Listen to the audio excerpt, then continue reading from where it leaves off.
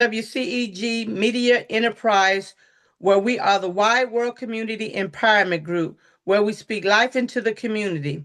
Log us on WCEGTalkRadio.com. Watch us live on your smart television, on Roku, cable channel, YouTube, Facebook, LinkedIn, and now on Fanbase, Blue Sky, and Twitch. My name is Damita Chatman. I'm your host for the next hour.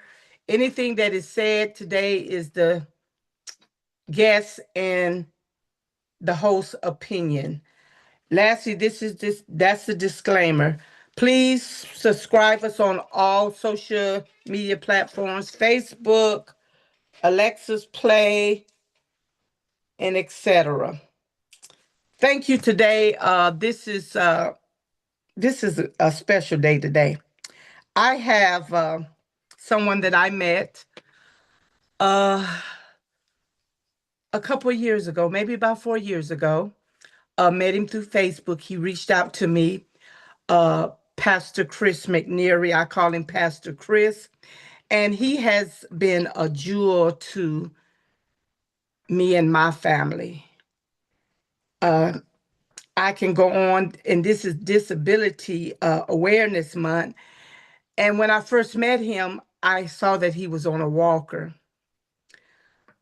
But what really got me, and I would sit in the forum sometime, and I would watch Pastor Chris, and I would like, now how he gonna do that? How he gonna do that? How he gonna do that? And when I say someone that does everything from getting on ladders, putting up Christmas decoration, from cleaning, and today he told me, he said, he called me Sister Damita. He said, today is my lounge day to do my laundry and clean my house up.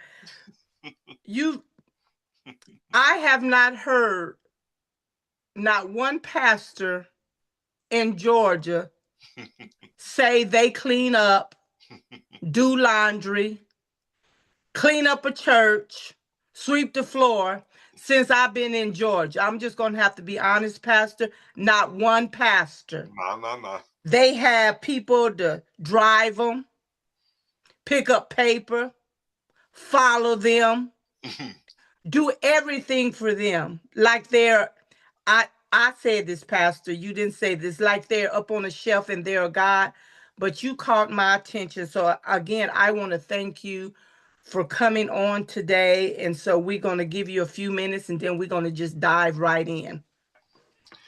All righty. Thank you for having me today on your show. I'm so excited to be here to discuss this topic, this angle of things.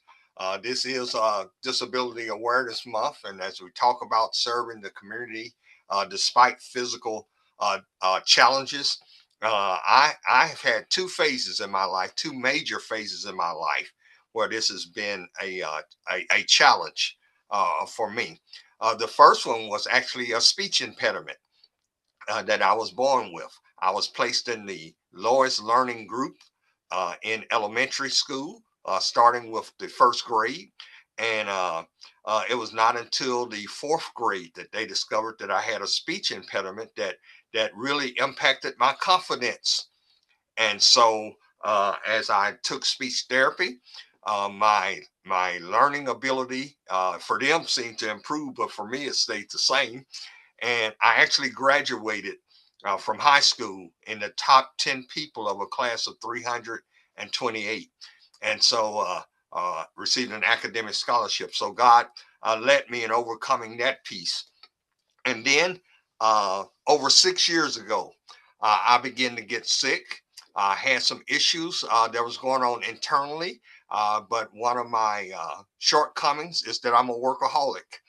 And so I was not paying as close attention to my health as I should be. And before I knew it, I was in the hospital. And the short story is I came within 72 hours of Mm. God allowing me to transition out of this earth. And they told me that I had a choice. I could have my right foot amputated and uh, or I could die. And so there was really no choice there. And it's been a journey. The last 6.5 years, we'll probably talk about some of this, but I had to teach myself to walk all over again. Uh, I thought I was not going to drive again, so I was preparing and had tried to sell my vehicles to get rid of them because I thought I was going to be pretty much immobile and disabled in a home. Mm.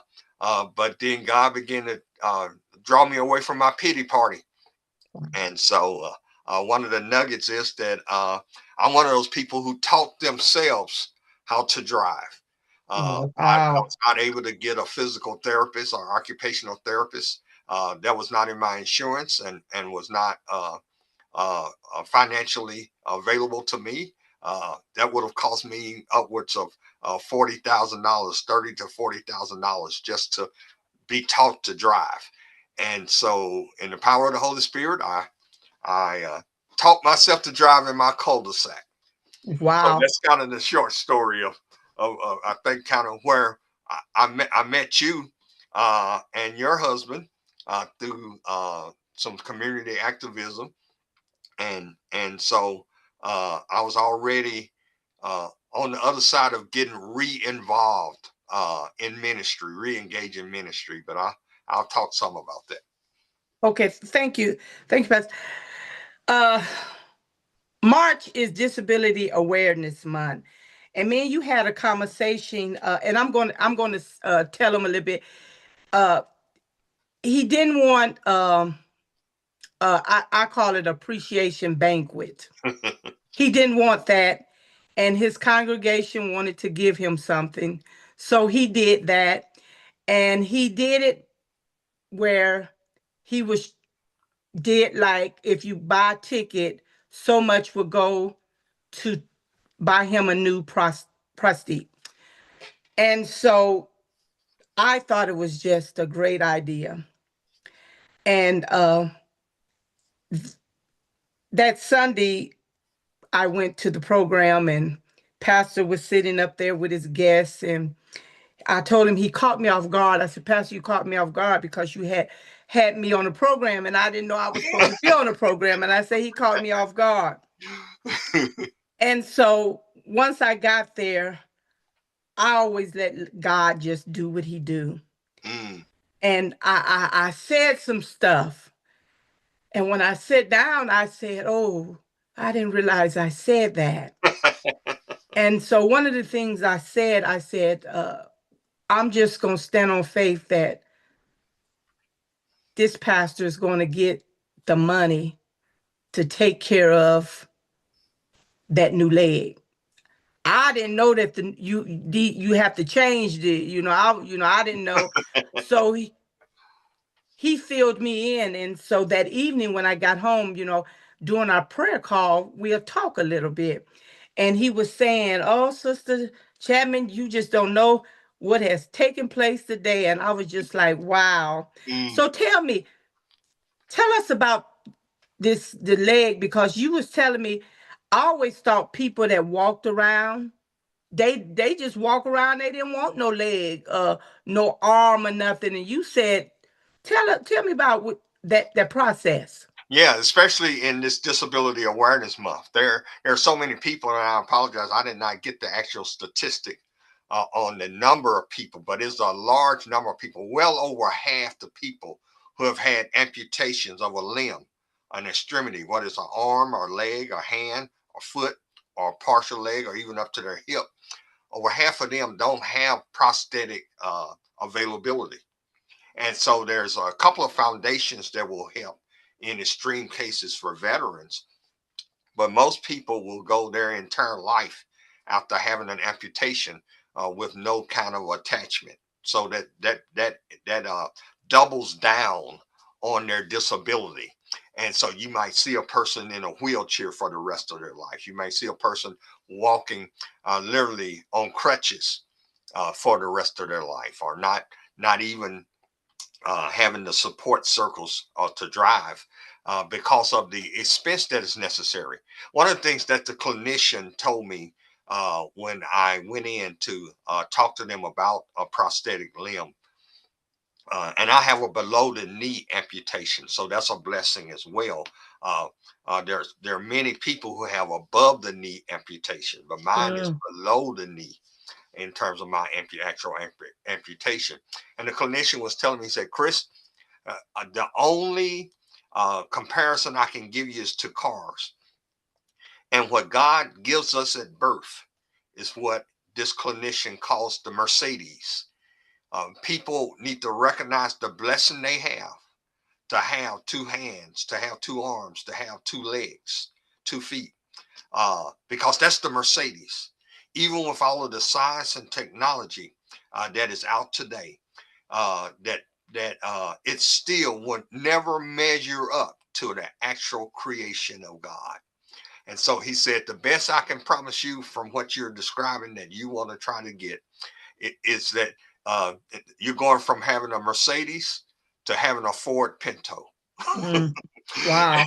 and he said that, but none of it is cheap. And so back then, my first prosthetic limb, uh, uh, he drew up the invoice and came in and showed a couple of church members who were with me, and he shared it and he said, "So, do you have an insurance that is going to pay for this? Do you have something to cover that?" I said, "No." I said, "I'm going to ask 12 of my friends if they would give me $1,000 a piece, and that's how I hope that we can pay for, rather, the prosthetic limb." And he was so moved by that direction that he said, "Okay, I'm gonna give you your first $1,000." So the clinician, the guy who was crafting my prosthetic, served a role in that, and God blessed me to have men and women in my life that had known me over the years, that we were able to acquire the prosthetic. And then uh, no pun intended, the other leg dropped, and the other boot dropped rather, and that was the fact that uh, every 5 to 6 years your prosthetic wears out. Mm. So you get to have the service all in between while you have the prosthetic, and that's part of the price. And you go into the clinic and they make adjustments to it and all of that. But it reaches a certain point to where the actual prosthetic has to be. Well, God blessed me to have over 6 years on my prosthetic, and that's what brought us to the anniversary piece, where uh, I had never, in my years of being at Decision Point Ministries, I've never asked for or allowed for a pastor's anniversary. We just don't do that. And so we began talking about it's coming up on 10 years of my serving as pastor, of which, of course, over 6 of those were as a disabled pastor.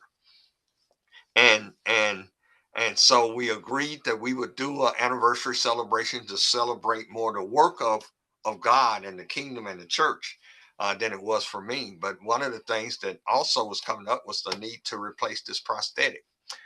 And through that, there was a banquet idea, and there was also opportunity for people just to give to support that.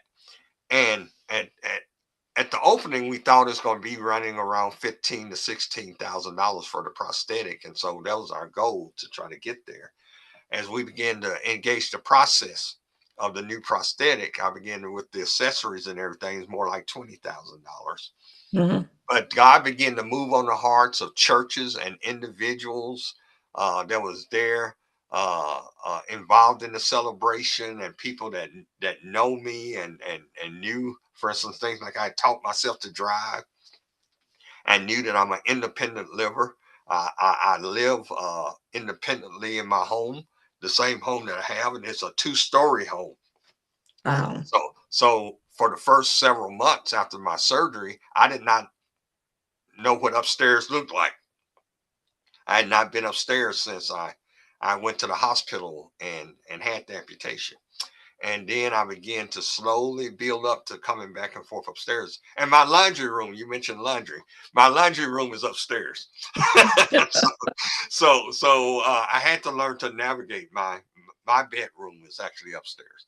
And my office that I'm in right now is upstairs. So I'm actually upstairs right now. Mm. And so I learned to navigate the steps and to the second story in that, and then also learned to drive and begin to do life again. But the Yeah. new prosthetic now is underway, well underway. I've got some other commitments toward funds that will cover should cover all the costs as they come through. Uh, but Okay. we're very, very close to that $20,000 mark. One particular church, I won't call their name because they may start their phone to ringing, but one particular church donated $3,000. Let's go. Multiple churches $1,000, and then also individuals who said, "I want to help you to do this." And so I just thank God for that in terms of the friendships and those who spoke and people who even maybe got out there a little bit, uh, uh, said some things, and then they put their money where their mouth is. I won't call no names. Okay, let me tell you. Let me ask you, Pastor. Let's talk about what you do for the community because you're in the city of South Fulton, Hmm. and your church. Matter of fact, your church were the first church when we were fighting for cityhood. We came into your church uh, through the Suntown Association, and Hmm. it was Reggie Tatum and Debbie Davis and Mike Davis. Although some of those people didn't believe in the cityhood movement, but we was your church was the first one that we went to. Let's talk about how you mentor these kids in the community from showing them how to do the ties, going into the school. Let's talk about that, and still having your challenges, but it don't stop you. Yeah. One of the reasons it's so important for me to be mobile and be able to drive was that I had a very few, we're not a large congregation. And then most of the people who are part of the congregation, they work, of course, during the day. And a lot of the community needs is during the day. So I needed to be available and able to navigate around the community. Of course, my commute to the church is over 50 miles. So from my driveway to my parking spot at the church is exactly 55 miles one Wow. way. And so I actually live in Lawrenceville, but I spend most of my wait time uh, in the uh, in the South Fulton area, and it's been that way for the full time of my involvement as pastor there. And so we're located right next door to Sandtown Middle School. As a matter of fact, before I came there and before we were Decision Point Ministries Church, it was Sandtown Baptist Church, a predominantly white church. And in the transition of that church to Decision Point, a part of what took place was a donation of land to the Fulton County School District from the church to actually be able to complete the building of Sandtown Middle School. And so we have Randolph Elementary School, less than a quarter of a mile from the church. We have Sandtown Middle School, and then going back west, where is Westlake High School. Between those three schools, which we call our Jerusalem, are over 4,000 families Wow. that have students in those three schools. And so we would be remiss if we didn't see ourselves as a part of the equation. And so every year we prayerfully look at what are the projects and what are the ways that we can engage the administrators, the teachers, the staff, the students, and the parents. And so we stay actively involved in the PTAs of the three schools. We try to support the teachers and encourage the teachers through prayer uh, and through doing things like such as teacher appreciation breakfasts and providing gift cards to Chick-fil-A. We seek to engage the music educational pieces that are going on in the schools by providing instruments to kids who can't afford instruments. Also by way of being involved with the social skills of the young men.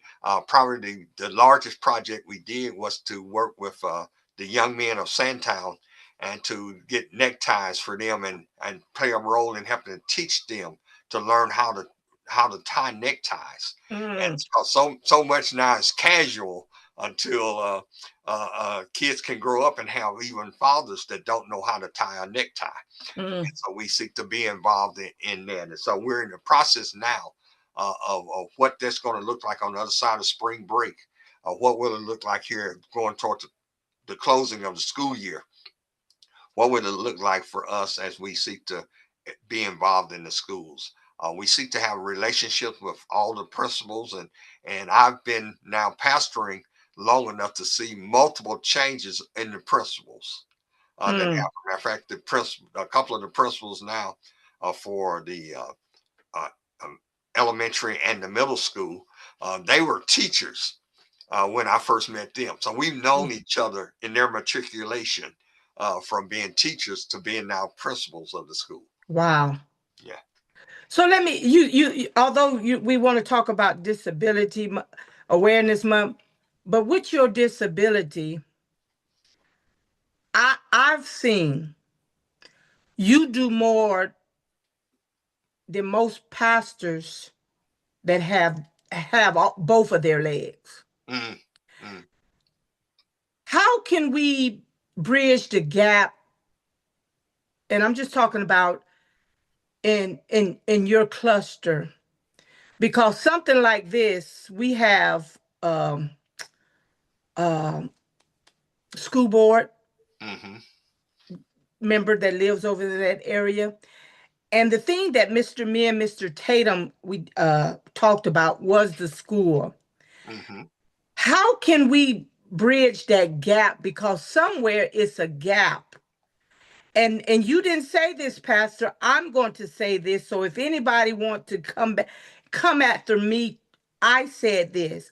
I believe, and I see it. If you're not part of that clique Mm, or certain individuals, you don't get the same that the mother was get. How can we bridge that? Because right now we're losing our kids, yeah. and kids need mentors. They need some stability. Mm, They need more than a soccer throwing a soccer ball. They mm, need to and some of our kids, Pastor, you agree, they're not bad kids. yeah. They just don't have that foundation where Yes. when me and you came along, we came under the older crew. Now you got young mothers that's 30 and 40. They don't, what can we do, Pastor, to help that?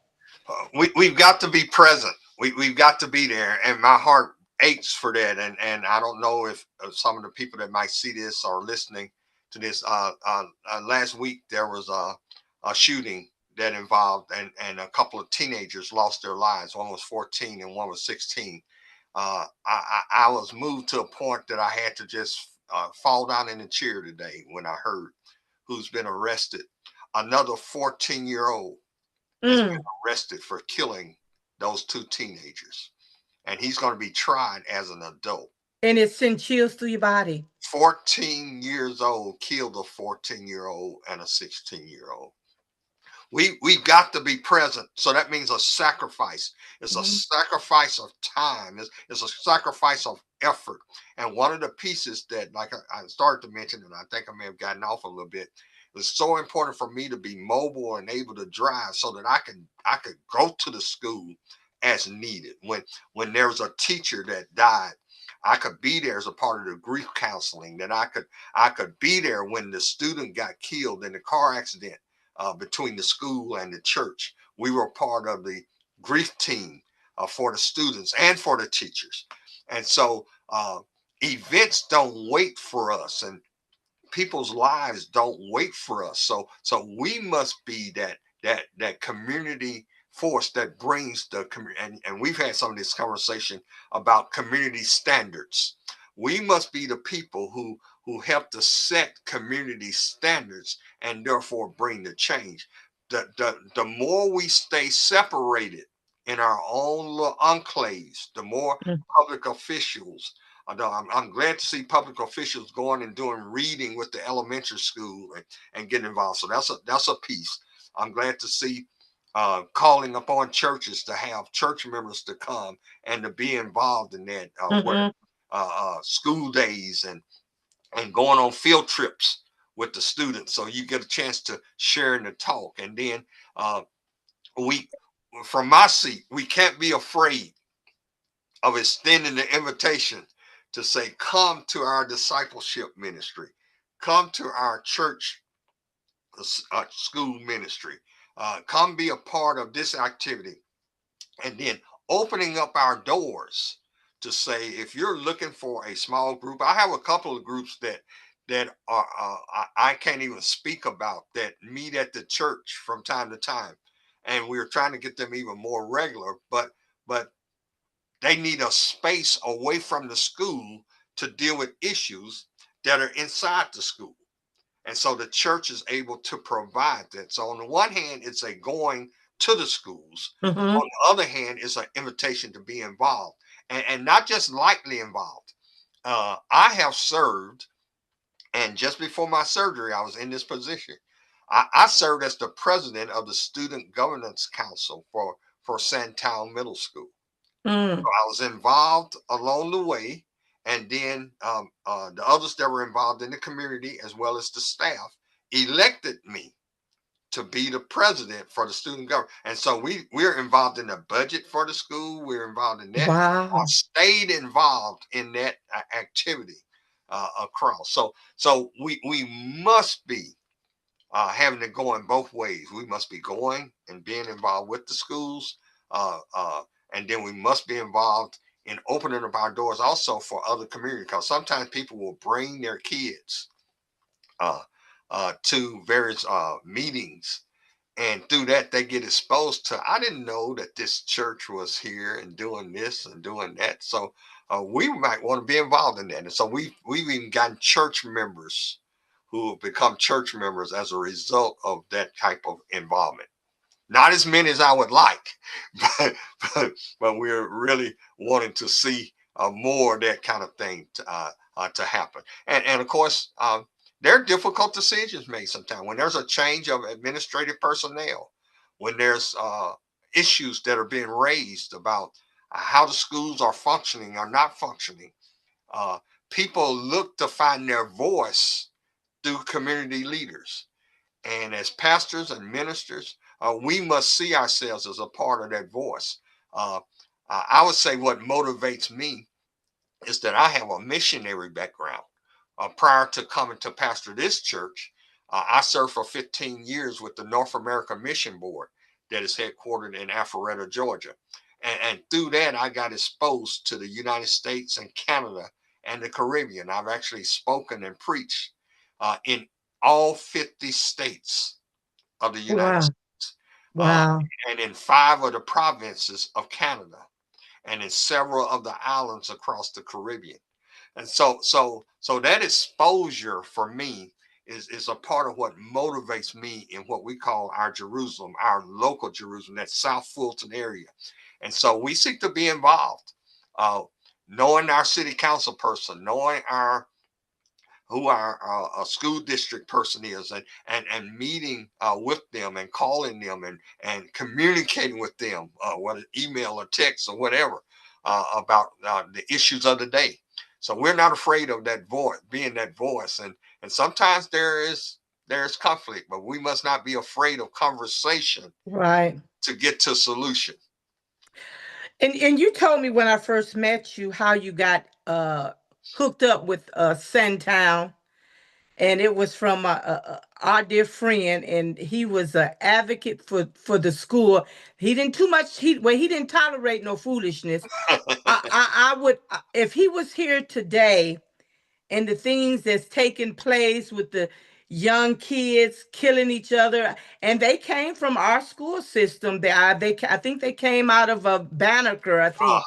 He would say, Damita, this is some rigmarole around here going on. There's some rigmarole. And somebody got to be held accountable. How can we and we talked about it, and we're going to be doing some things. How can we bring the community together as one? Because, Pastor, you might not say it, but we so divided. Yeah, yeah, yeah. It has to be an open dialogue and discussion. We saw it happen to a smaller extent than what I think is needed with the schools right now. When there was a major community tax issue, and the meeting was not called by a public official. It was called by some community leaders, I think, including yourself, that called the people together and had a panel discussion and had people able to give voice to what they were feeling and what they thought should happen.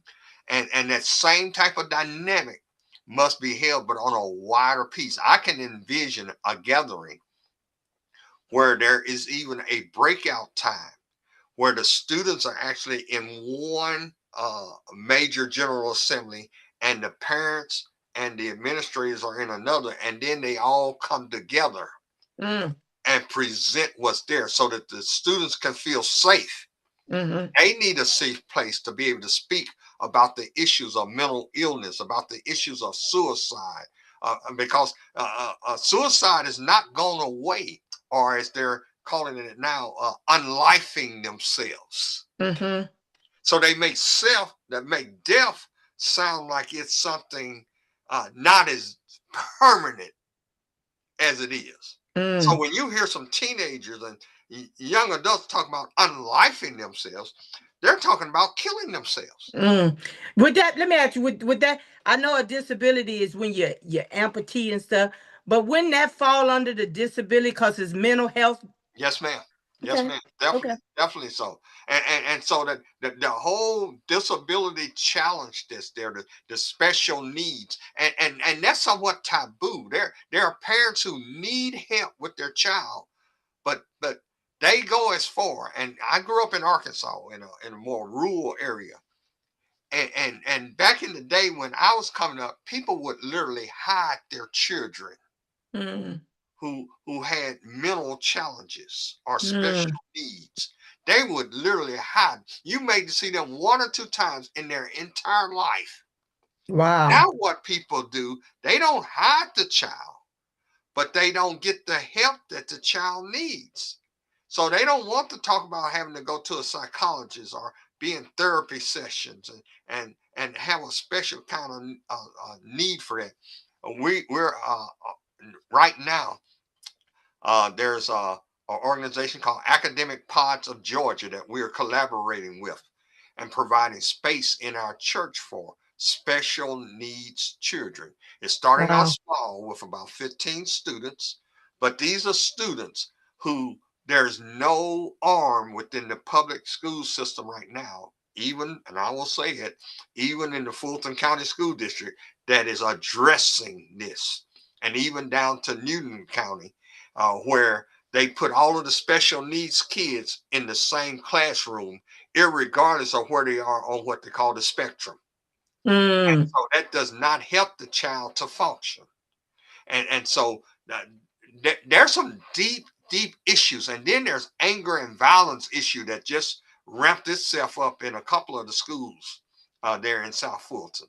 And if we don't address that through these kinds of community settings and the sacrifice of time of saying we need to come together, not around a baseball game, not around an Easter bunny, not around a concert, not around a middle school prom, but we need to come together and talk about what are the community standards and what would we desire to see our community to be. So we've been open to having those type of gatherings at our church. We will be open going forward to having those type of gatherings at our church, and that gathering I was speaking of about the schools, uh, uh, 1 to 200 people, so that you can divide off the students. So you have facilitators that will facilitate, and they would have to call all hands on deck.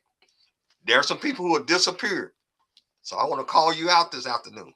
There are some people who have disappeared who were involved in the school district for a while, and who were part of the cluster, the South Fulton cluster. facilitating sessions, and when we were getting together in cluster groups and talking about solutions, and the clusters have gone away. Do they still have the cluster? Because No, I don't hear nobody talk about it. no, And no. I was involved in that. Yes. Let me ask you this, Pastor, because see, what you're doing is you're giving away what we're talking about, and you know, folks they'll gravitate and go I steal. know. I But so let me ask you this: do you believe that if something like this will take place, that we can see some change? Oh yes. Oh yes. Because then there's ownership. There's ownership circles. There's ownership among parents. There's ownership among the students. And so we all hold each other accountable Right. for that. And unfortunately, we got to rebuild that ownership and that trust because we've not been having the conversations. And Mm-hmm. one of the things that helped us, even going back to our parents and grandparents, one of the things that helped during that whole time and kept the synergy of positive change happening was regular connecting. Both my parents worked full-time jobs, but they would always be engaged in the PTA.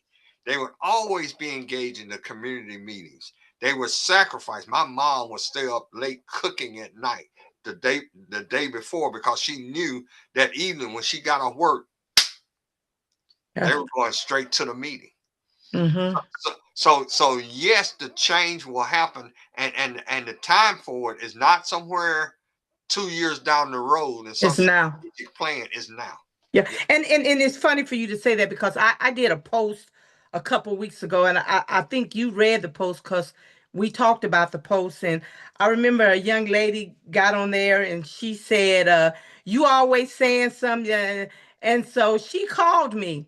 And Mm, when we got done with the conversation, it was just like me and this young lady had been knowing each other.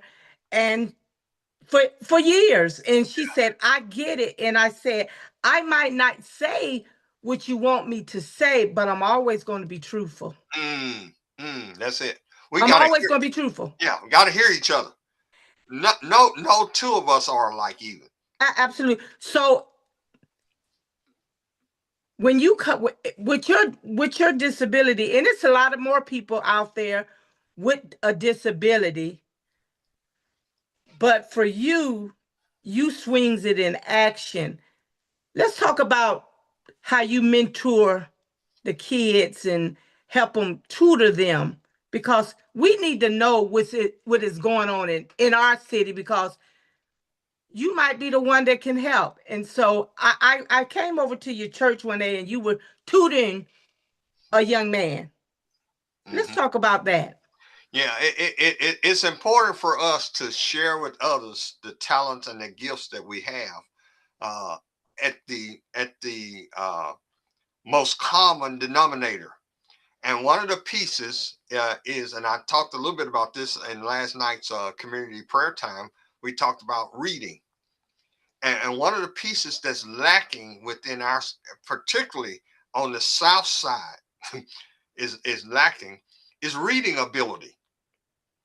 We have people that are in middle school that are reading at a first grade and second grade level. And again, there's the cover up, and again, there's the challenges of that, and so those of us who are disabled, my brain functions well, so I can't blame not using my brain to assist someone on the fact that I have a right foot amputation.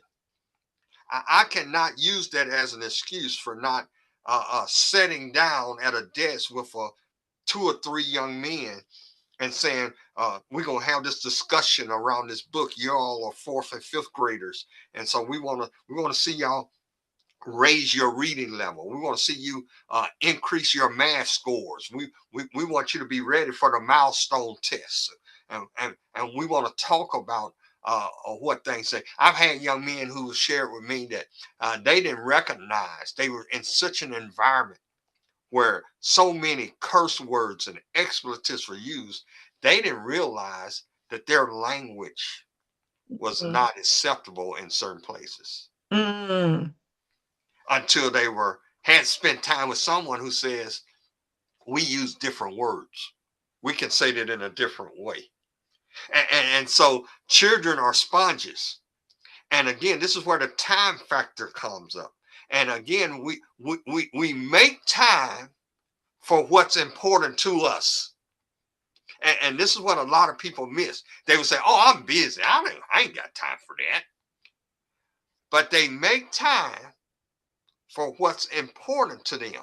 And if our children are important to us, then we will make time to share with them. Oh yeah, you might go out and shoot some hoops even. I can't jump and run like I used to, but I can still shoot that basketball. So I can talk to them while we're shooting baskets.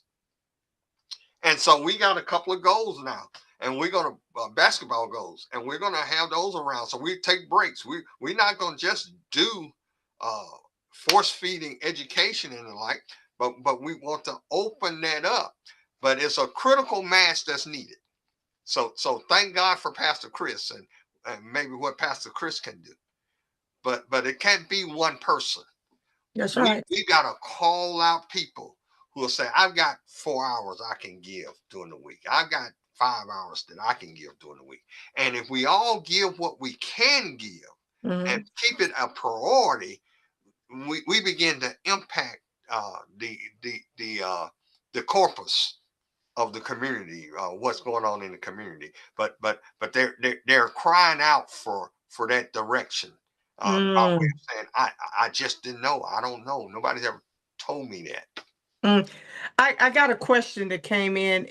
Do you think physical challenges is much different than being disabled? Do you agree? Someone said this to me yesterday, even at church. A senior said this to me yesterday. She said, Pastor, I don't have an outward disability. I don't have an amputation.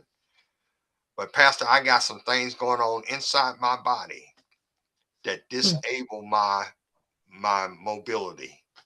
And it is not something that is new. This person, for instance, has one of their challenges, they have an artificial hip. And they've had it since the age of 11. And so what she was explaining from her perspective is that her physical challenges that she has now in her 70s are a form of disability. And I can't disagree with that, because as you understand our human bodies, whether it's a missing limb or whether it's a limb that's not usable, or whether it's a person like my mom, and I'm beginning to experience it now. Arthritis in the fingers runs in my family. At some point, and I do a range of motion exercise with my hand, at some point, the arthritis is going to try to win.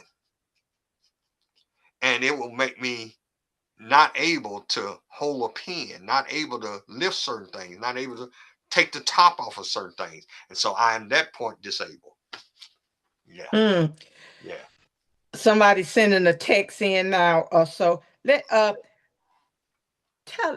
it any programs out there, or do you think we're going to talk about the state of Georgia? Okay. Do you think the state of Georgia should pass some kind of law or resolution to help people with these disabilities of maybe getting their arms and so forth? My nephew had arm when my sister-in-law was in the service. I think like 4 of them came back where their babies, the fingers was up against the elbow. And he got a arm when he was little, but he never wanted to wear it. So now he's just like you. He can do everything. He lives by himself. He's raising his child. He driving. And yes, I was scared to drive when I went to Washington, D.C. I said, he's not going to drive me and ain't got no arms. And I got it. Look, I got into his Mercedes, okay? Uh-huh. And he took me down that freeway, me and David, and I was like, oh my God, this boy don't have no arms and he driving me. But he has been able to move and to learn how to do it. And then his mother also helped him to be able to stand. Because when I look at him, I say, how do he do it? Now, he might can't do some of the things like we can do, but he do. And Pastor, I noticed it when we went to his mother funeral. I was going to get on him. I said, why he got that suit on and ain't got no belt on? But you know what? He can't operate that belt like you or my husband or my son. So he do it the way that he can do it. And like I say, he does it well. Yes. Yes. And so do you think Georgia should kind of put some laws on the book to help these people?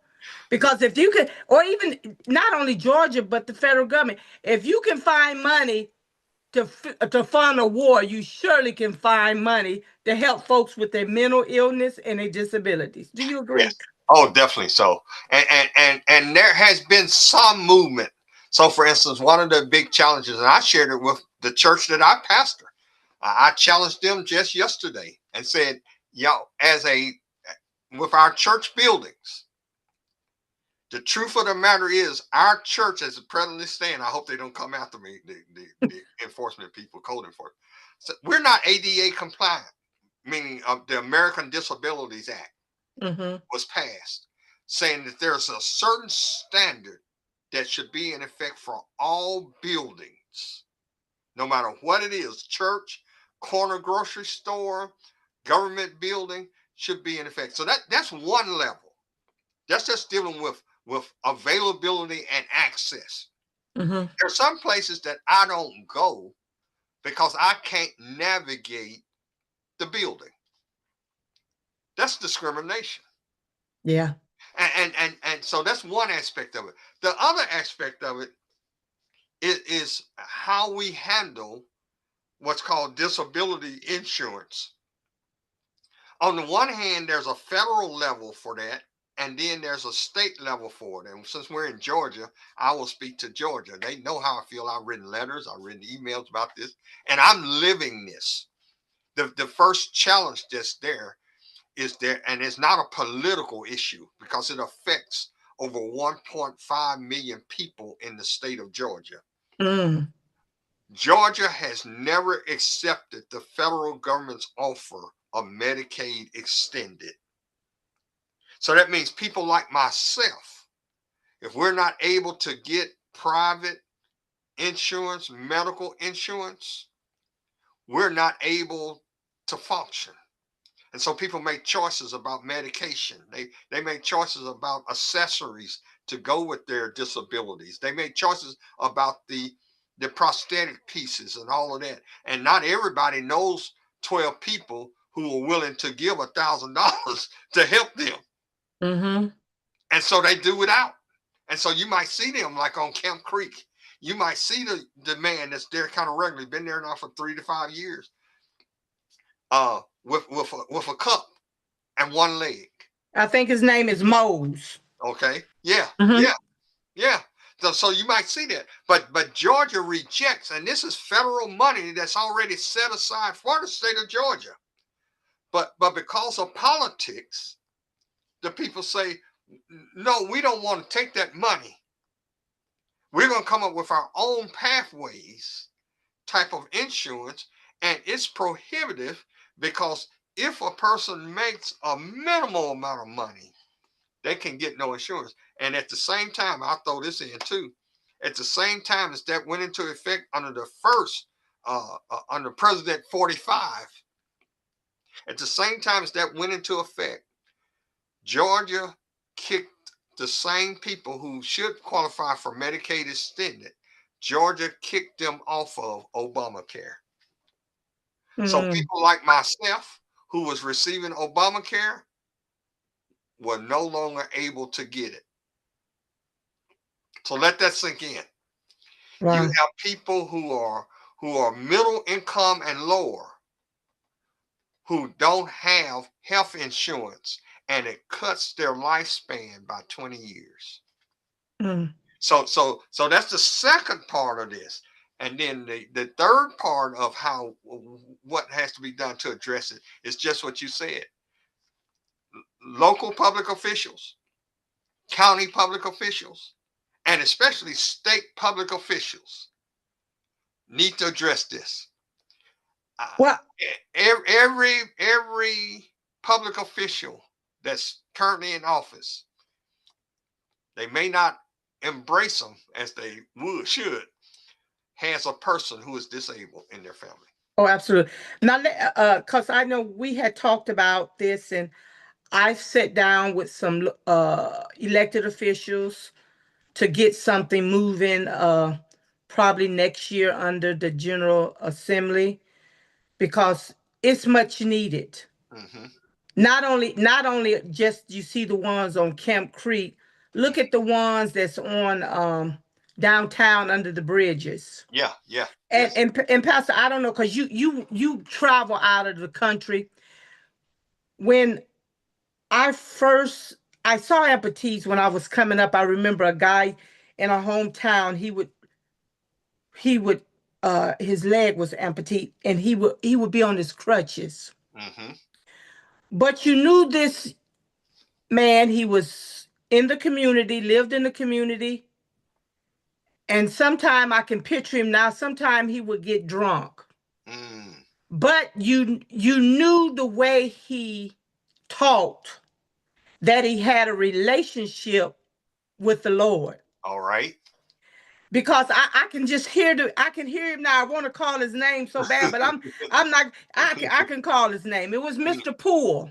Mm. This man was saying a gospel hymn Mm. that you can probably hear 3 or 4 blocks away. Wow.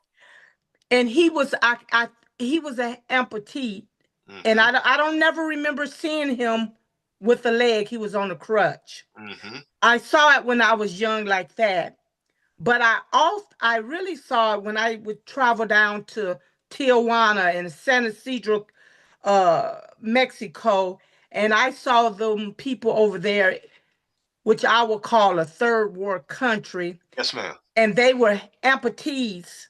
Mm-hmm. And you can tell maybe they had just got their leg cut off and they were wrapped up in blood be everywhere. Yeah, yeah, yeah, yeah. We're They didn't get, we almost had it right there now. If you go down to 20 off the freeway, go yeah, down there by Grady Hospital, and yes, ma'am. I see that we're that Mexico. Do you agree with me? Yes, ma'am. I travel the John Lewis Parkway. I Mm-hmm. take that way intentionally when I'm coming to the church from my home, Mm-hmm. because I pray as I'm traveling. I pray drive that area because you are so right. We're there. And, Mm-hmm. and because if you don't get the proper care, even after the amputation will keep the poison from the rest of the body. But what if it's done receive the proper follow-up care, then sepsis still can set in.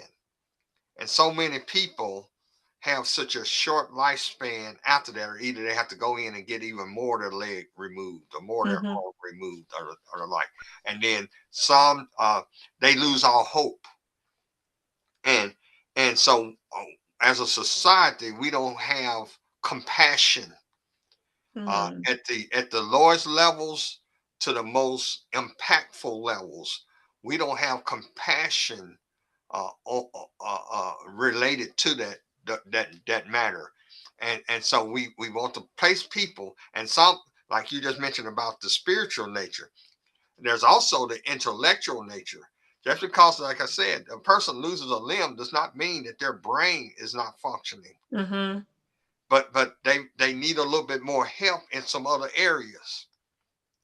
And so one of my desires has always been to try to be an encouragement, to other brothers and sisters who are amputees or who have a disability, to say you can rise above the disability. Mm-hmm. Just like I mentioned earlier about my speech impediment, it's amazing. Uh, God called me to be a preacher, but he birthed me with a speech impediment. God has a sense of humor with all of this. I saw people in ministry, so it shouldn't stop people from ministry. It shouldn't stop people from public service. It shouldn't stop people from even dancing. I have, and thank God I have in my circle and get exposure to people who are physically disabled and challenged, but who do all sorts of things. And of course, across political lines, the current governor of the state of Texas is in a wheelchair. Mm. You think about the congresswoman from Illinois, and I can't call her name right now. I forget her name. Duckworth. Yeah, Mm-hmm. Duckworth. She's a double amputee. Mm. And then we've had presidents, Roosevelt. Mm. And so you have people who we can look to as role models to Mm-hmm. say life does not stop. And it's kind of interesting that I've had some people who are, and I know there's all kinds of people out here, but this is a little joke for us.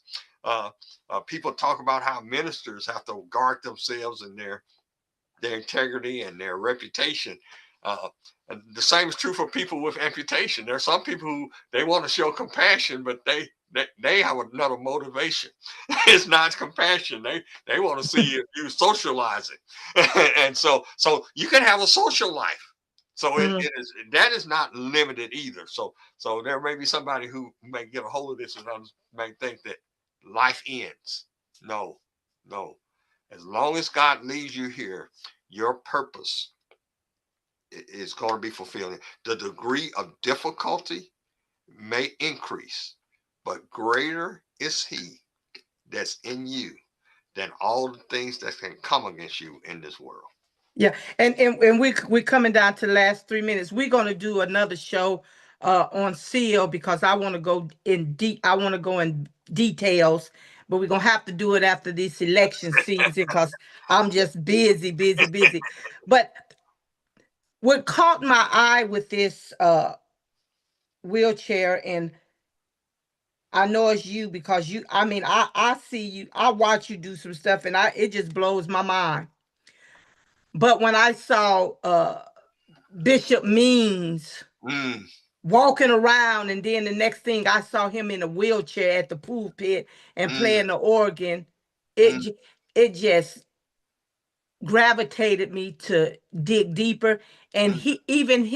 he did not let that stop him. No, no, yes. Uh, Hmm. in your closing, Pastor Chris, what would you tell the people? And in your closing, before we close, what would you tell the people? Because we're gonna do another show with Seal because Hmm. I can sit there and we can talk a couple hours. So just tell me in your closing. So, in regard to serving through a disability challenge, uh, uh, one is, and for me, I can't separate out a relationship with God and understanding that I can do all things, Mm-hmm. but I understand how I do all things. I do all things through Christ Mm-hmm. who strengthens me. And so I look to him every day. I understand that I can't afford to jump up 10 minutes before the meeting and say I'm gonna be on time. It I have to build in the added time into what I do, but I'm still gonna get it done. And I have to be grateful that I'm gonna get there. It may take me longer to get there, but I'm gonna get there and I'm Oh, gonna I don't get wait for there you. You be waiting for me.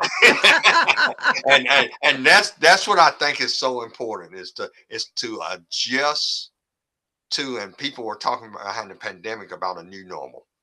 What people with disabilities have done successfully is they have adjusted to a new normal. Mhm. Yeah. Well, Pastor Chris, I want to thank you. And people ask me this question, and so you're going to say this. Well, you don't have to. I often tell Pastor Chris was placed in our lives at a time that I needed. Mm. Right now, I don't know when the season gonna be up, and that's what I tell him. Mm-hmm. But I'm gonna ride the season out until God say move on. And so Right. he calls me. I don't know what kind of member he calls me, but he he he he he does what he's supposed to do, and I appreciate that. With the prayer every Sunday night, he's there. Yes.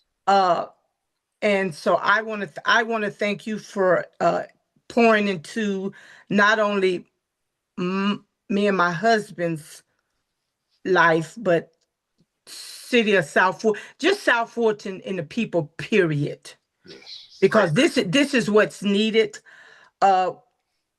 Continue on doing what God have you to do. Some people might not understand it, but God understand it.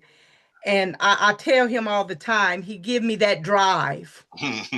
He gives me that drive. And even in the days, Pastor Chris, he'll tell you, I get a little discouraged, and he'll call and he give me that push. So I want to say thank you so much, because I know dealing with me, Pastor, I'm just gonna say me. I ain't gonna say other folks. I know dealing with me sometime it get a little rough, because see, I know Damita Chatman.